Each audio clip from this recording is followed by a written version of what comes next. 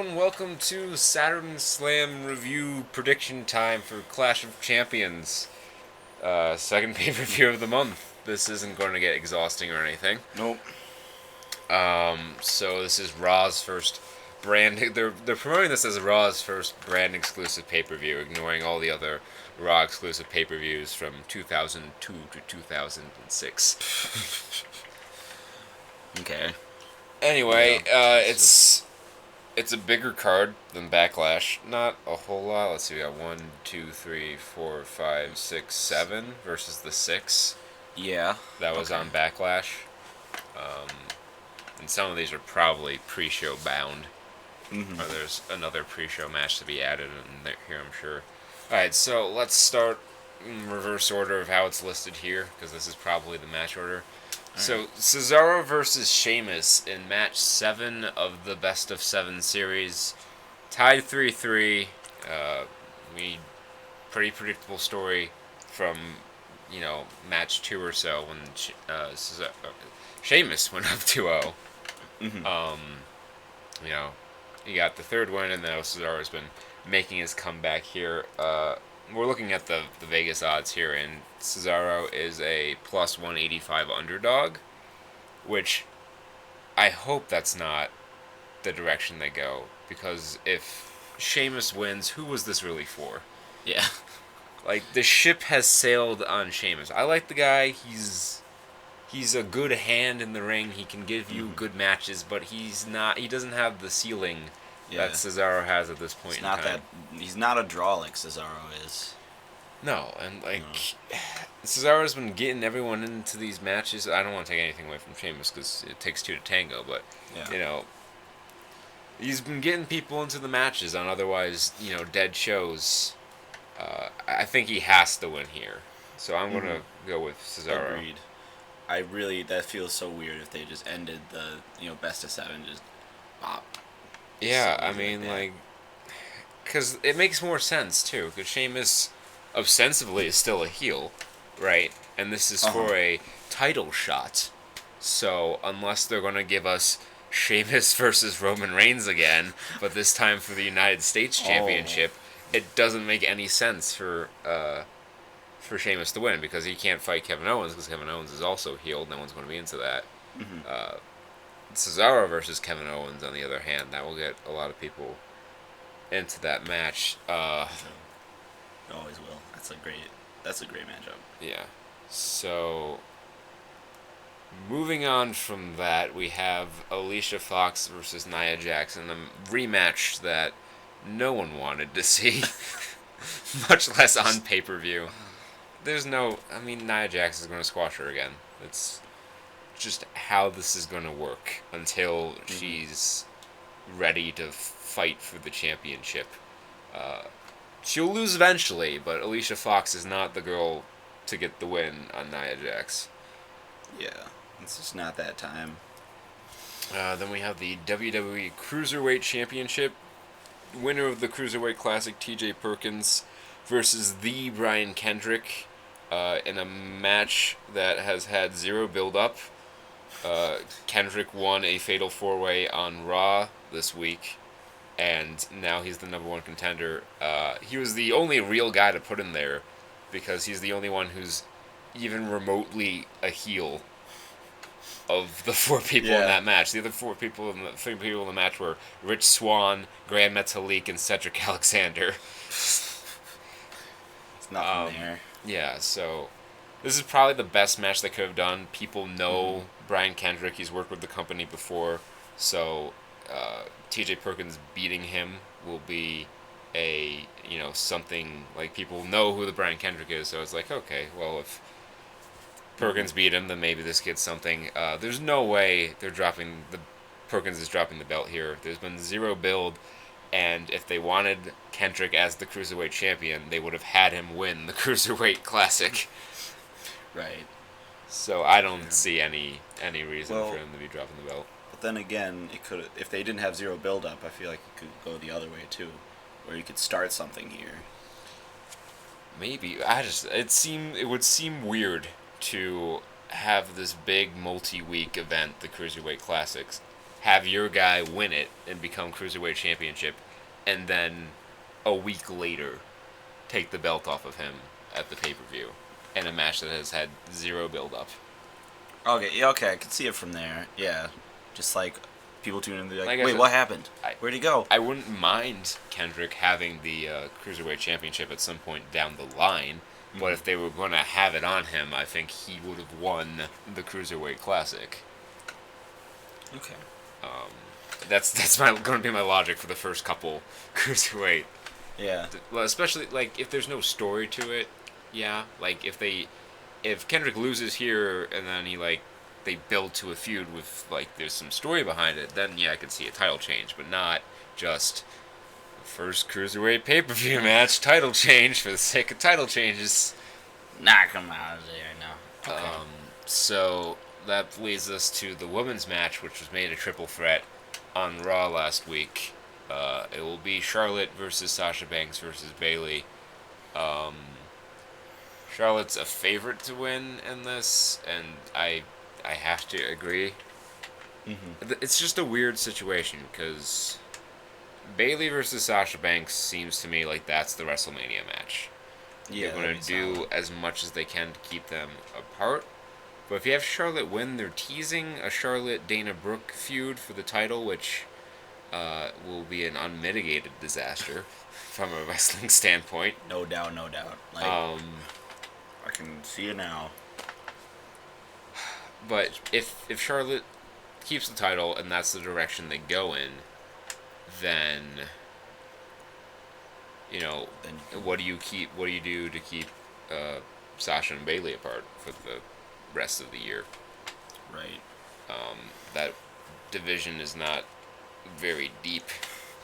Yeah, it's a pretty small pool there. It's very top heavy. There's like no. I mean, if Paige can come back in a reasonable amount of time, maybe like Summer Rae's in there somewhere, but I don't know. That seems one. I guess one of them could feud with Nia Jax, but I mean we've seen Bayley versus Nia Jax like 3 times last year. We don't need that again. Yeah. So I guess you could Sasha versus Nia, and then that can happen. Bayley versus somebody. Who can we find? Yeah. I don't know. I mean, Charlotte's probably going to keep the title, but yeah, I think we're going to go with Charlotte. Okay. Yeah. Probably Charlotte. Then we have the WWE Tag Team Championships. Luke Gallows and Carlo Anderson versus the New Day. Gallows and Anderson are favored, but I think let me make something very clear. I think they should win the titles at this champ. I think if they don't win the titles, their act is dead. Like no one's going to be able to take them seriously. That being said, they keep talking about how Demolition are the longest reigning tag team champions in WWE history, and they're part of the concussion lawsuit against WWE. And WWE is just a bitter enough company to let the New Day break their record. You don't think? So I think the New Day is going to win here, and they're going to sacrifice 2 very talented guys. And really, yeah. A really nice team there, just so they can, like, aha. Yeah, got you in your I'm picking the New Day, and I will gladly be wrong, but I think never bet against the bitterness of WWE and Vincent Kennedy McMahon.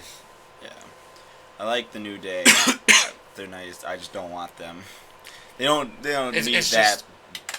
It's old at this point. Like they haven't introduced anything new to the act, and they've just kind of been going in circles. They need something new. I don't know where they go from there. I mean, there's probably going to be another match or two between these 2 teams, and then I think they need to be.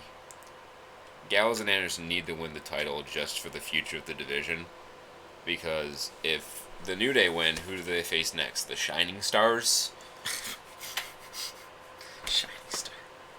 Yeah. Where do you go from there? Like, you don't have enough heel tag teams. I'll make a sub-prediction here.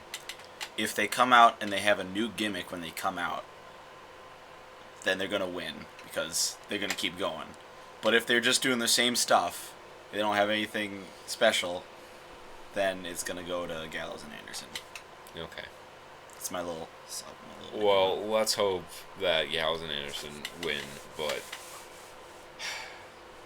I wouldn't bet on it, guys. I just can't. Yeah. I can't bet on it. You can hope on it. Yeah.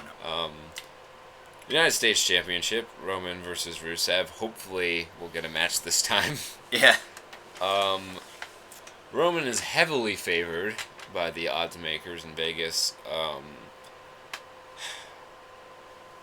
He should chase the title a little longer, but they haven't booked this feud even at all.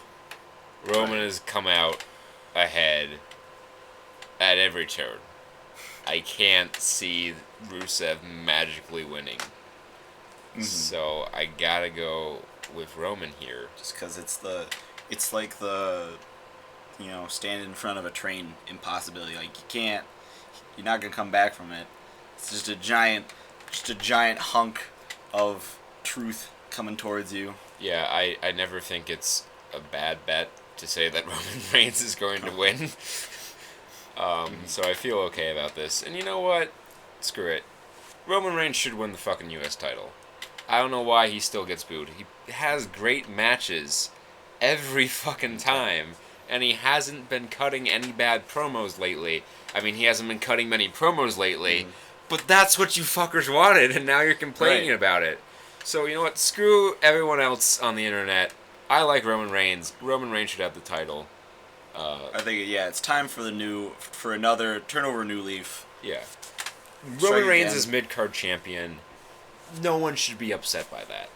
Yeah. He can, finish his feud with Rusev. He could feud with Chris Jericho afterwards. He could feud with, oh god, who else is a heel? We'll see what happens after the Jericho feud. But, and then if he's a champion for a long time, that opens up storyline possibilities, heel turn maybe somewhere in there, and then Seth Rollins feud. So I don't know. Right. And WWE obviously values him as like a main guy to like draw a lot of matches. Yeah, he's the guy they want on top. Right. So I can't see him being out of a out of a title for too long. Yeah, I think this is good for him. I mean, The Rock had to be Intercontinental Champion for a while before he got over. So he also turned heel. So maybe we'll get both here at some point. So I gotta go with Roman Reigns here. I think that's a pretty safe bet. And that brings us to the main event for the WWE Universal Championship, aka the catch-up belt. Your champion, Kevin Owens, and yes, that does sound weird for me to say, against your challenger, the now babyface Seth Rollins, which, thank God for that. KO is the second most heavily favored person on the card. Only second to Nia Jax. So I think Kevin wins here. Yeah. I don't think he wins clean. I think possibly some Triple H interference again. That would be nifty. Because I feel like... See, here's my prediction long term. Seth Rollins is going to win the title at WrestleMania 33. I think he's going to win the Royal Rumble next year. And I think he's going to win the title at WrestleMania 33. From whom, I don't know. Possibly a heel Roman Reigns. I think that'd be the money match.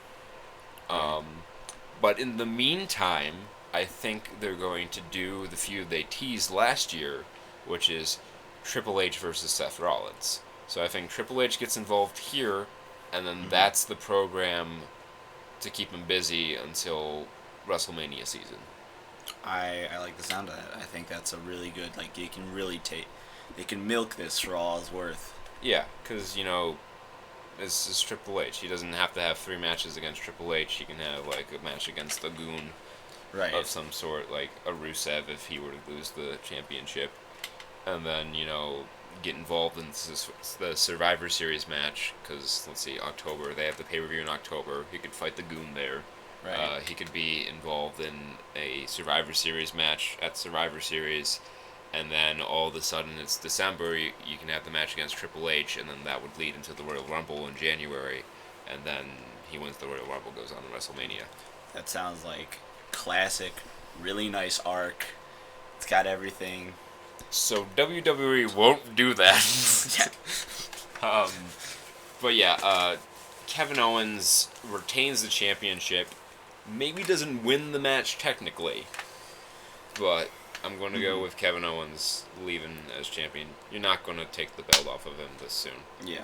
Uh, Give Seth Rollins time and give Kevin time. Yeah. And they both need it to just keep going. Yeah. So that's it for the predictions. We'll see how we do Monday or Tuesday. Yeah, there's promise on this show. The card at least has the appearance of being stronger than the Backlash card, and Backlash came out really well. So hopefully this comes out well as well. But if the weekly television is any indication, then this will not be very good. But we'll find out tomorrow, I guess. Thank you all for tuning in to our predictions video, and we'll catch you all on the flip.